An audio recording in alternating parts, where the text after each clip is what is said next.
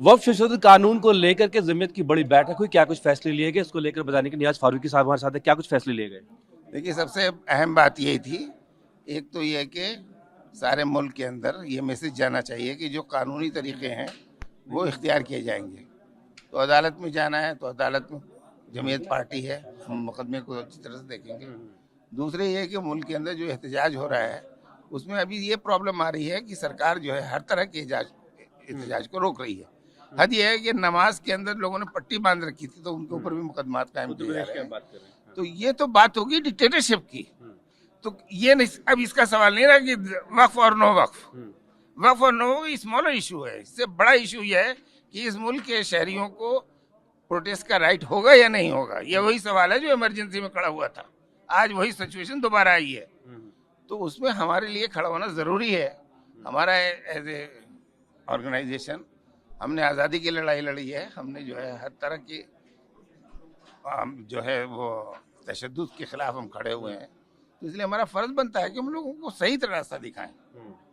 तो ये इस पूरी आज की मीटिंग का मकसद जो था, जो फोकस था, वो यही था कि मुल्क की ये रहनुमाई की जाए और सरकार को ये कहा जाए कि भाई जो पीसफुल जो तरीके हैं आप उसको नहीं रोकिए और मुल्क के अंदर ये डिक्टेटरशिप बंद करिए।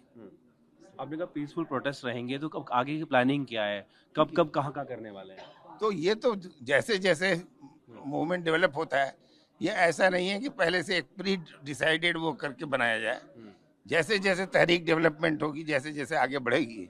अभी 16 तारीख को सारी जो है वो आनी है पिटीशंस जो है सुप्रीम कोर्ट के अंदर। हम भी पार्टी हैं, देखते हैं वहाँ पे क्या होता है, उसके मुताबिक आगे इंतजार करेंगे सुप्रीम कोर्ट के फैसले का।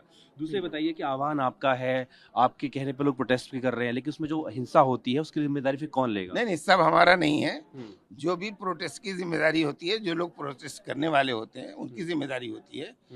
लेकिन मेन लॉ एंड ऑर्डर को कायम रखना और अमन को इंश्योर करना ये पुलिस का काम है, ये एडमिनिस्ट्रेशन का काम है। हम वो करेंगे, प्रोटेस्ट करेंगे और तशद्दुद ना हो, ये जिम्मेदारी उनकी है, हमारी नहीं है। तो मुर्शिदाबाद की घटना को कैसे देखते हैं? मुर्शिदाबाद में जो तशद्दुद हुआ है वो गलत हुआ है। हम उसकी निंदा करते हैं, मजम्मत करते हैं और ये हमारी इसमें लिखा हुआ है। आप लोगों ने भी कहा कि हर लड़ाई के लिए, कुर्बानी के लिए हम तैयार हैं। क्या कुछ कुर्बानी की बात कर रहे हैं? मुझे इजाजत कुर्बानी वाली बात बता दीजिए। कुछ एडमिनिस्ट्रेटिव कुर्बानी वाली बात बता दीजिए बस। कुर्बानी वाली बताइए, कुर्बानी का मतलब क्या था?